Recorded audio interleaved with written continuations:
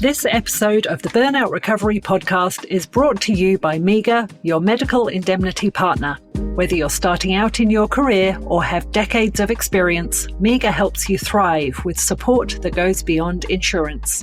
Enjoy travel benefits like complimentary travel insurance and Qantas points on your membership, plus education, medico-legal support, access to career coaching and wellbeing resources.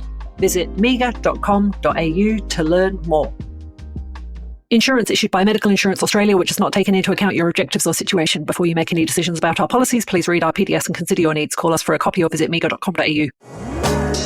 Welcome to the Burnout Recovery Podcast, a guiding resource dedicated to healthcare professionals on their journey to overcoming burnout. Spearheaded by Dr. Joe Braid, a certified professional coach and rehabilitation physician. You are listening to the Burnout Recovery Podcast, episode 154. What if I told you that the way most burned out professionals try to rest is actually making their exhaustion worse?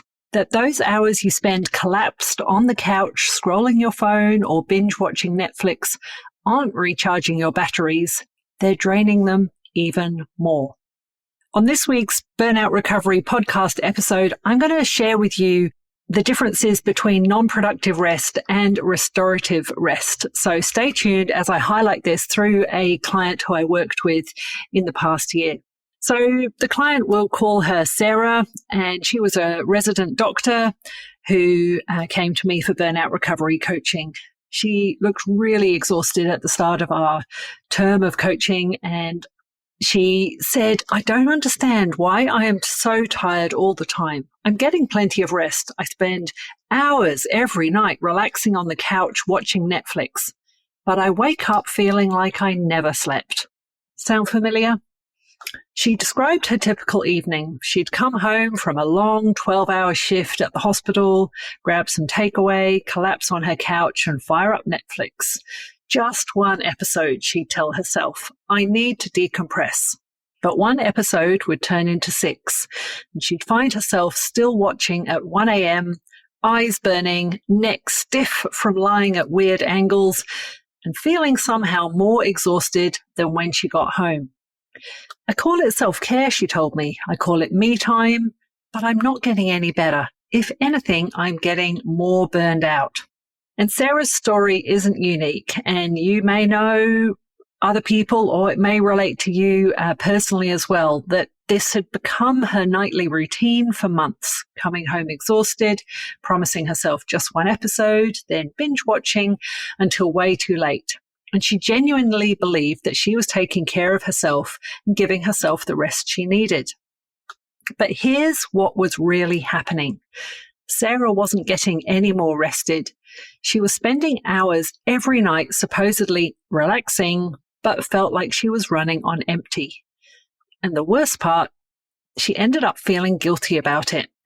Here she was, finally taking some time for herself, finally doing something she enjoyed, and she still felt terrible. The breakthrough came when I introduced Sarah to the concept of non-productive rest versus restorative rest. She said, you mean I'm not actually resting, I'm just consuming? And that's exactly it. There is a huge difference between passive consumption and active restoration. And that's what I'm really going to highlight with you on this podcast episode. So when we sleep with really good quality sleep, our brains activate the glymphatic system. In fact, they don't need to activate it. It happens when we are deeply asleep. And you could think of it a bit like as your brain's dishwasher, okay? So it's the cleaning system that swings into action when you're deeply asleep. And the spaces between your brain cells actually expand by up to 60%. During deep sleep. And this allows the cerebrospinal fluid to flush through and wash away metabolic waste, including proteins associated with Alzheimer's disease. And it's really cleaning house while you sleep. But this only happens during proper sleep, not while you're scrolling your phone, not while you're binge watching Netflix, not while you're resting with a screen in front of your face. And so Sarah was familiar with my 4 pillars of burnout recovery. Those are mindset, movement, sleep, and support. But she hadn't really realized that sleep isn't just one of the 4. It is the foundation that makes the other 3 possible. When we don't get quality sleep, our mindset suffers. We become more negative, more reactive, and less resilient. Our motivation for movement plummets. You get those mornings when you've had a rubbish sleep, you just don't want to do exercise or movement. And our ability to connect with our support systems, that goes down too. We become irritable, withdrawn, and less able to give and receive the support we need. So Sarah was sabotaging her sleep foundation every single night with what she thought was rest. And so I explained to her what's really happening when we collapse in front of Netflix after a hard day. We think we're giving our brains a break, but we're actually giving them more work to do. Our brains are still processing visual information, following storylines, experiencing emotional responses to what we're watching. Plus, the blue light from screens suppresses melatonin production, making it harder to fall asleep when we finally do drag ourselves to bed. Ever had that? You just feel a bit wired after watching something for a while? So we're staying up later, getting lower quality sleep, and waking up more tired than when we started. And here's an analogy you might get. It's like trying to recharge your phone by using it to watch videos all night. The battery just gets more depleted.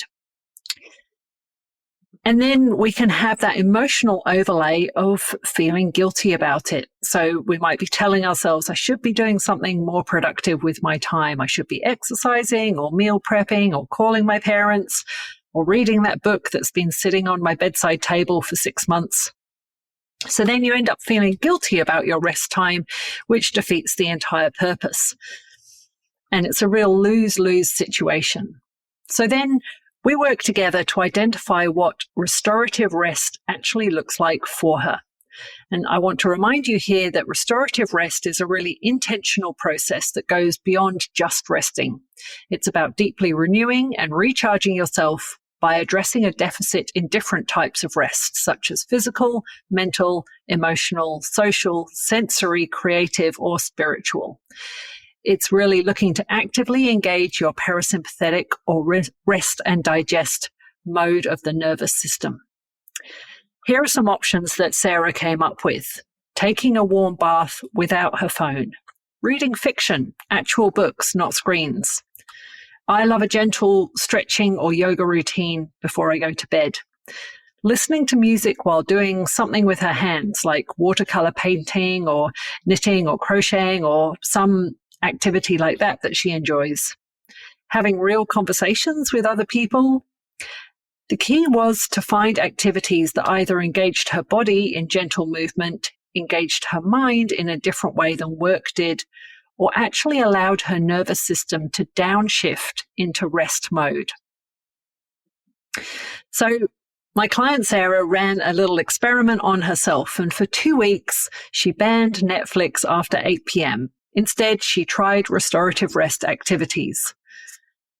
So some nights she'd take a hot shower and then read for 30 minutes. Other nights she'd do some gentle stretching while listening to music. And sometimes she'd just sit on her balcony with a cup of tea and, ponder her thoughts that she'd had during the day.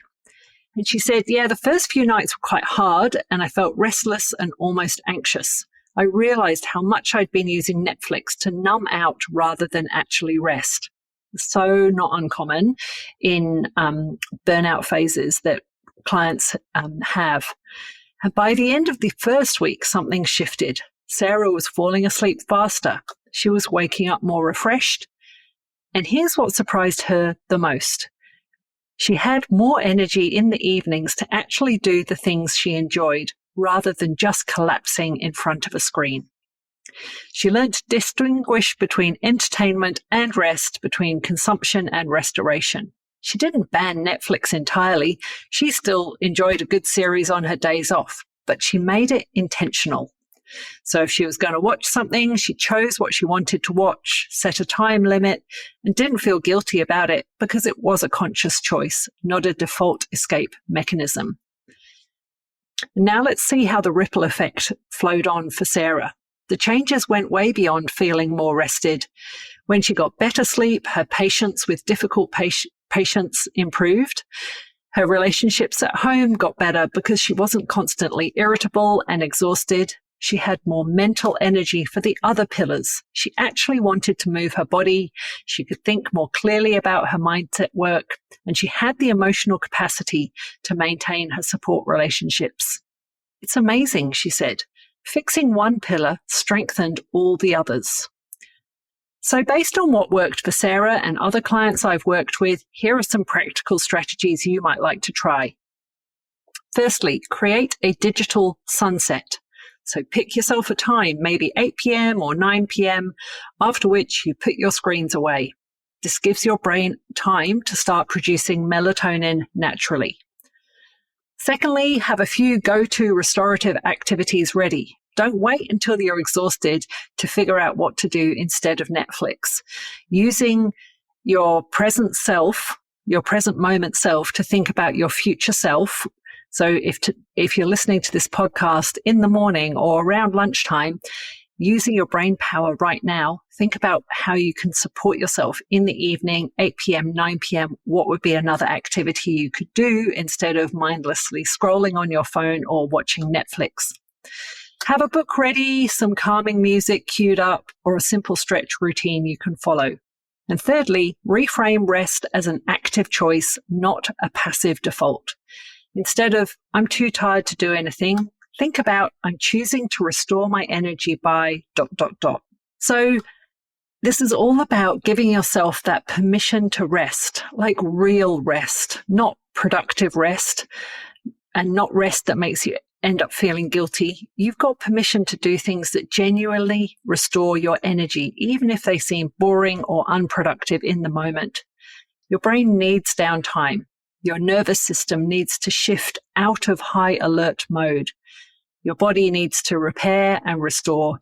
This certainly isn't laziness, it's maintenance. And so what's changed for Sarah now? She no longer has that constant feeling of exhaustion, that sense of running on empty, or that guilt about how she was spending her evenings. And when someone asks her how she recharges after a difficult shift, she doesn't say Netflix and chill. She says, I'm going to take a bath and read, or I'm going to sit outside and listen to music, or sometimes I'm just going to go to bed early. Because once she realized that real rest isn't about numbing out, it's actually about tuning in to what your body and mind actually need to restore and recharge. So as we round out this podcast episode, here's what I want you to think about, just like Sarah did. What does rest actually look like for you? Not what you think it should look like, and not what you might see other people doing, but what actually leaves you feeling more energized and restored. And after that, you might want to ponder what's one small change you could make to your evening routine this week that would support better quality rest.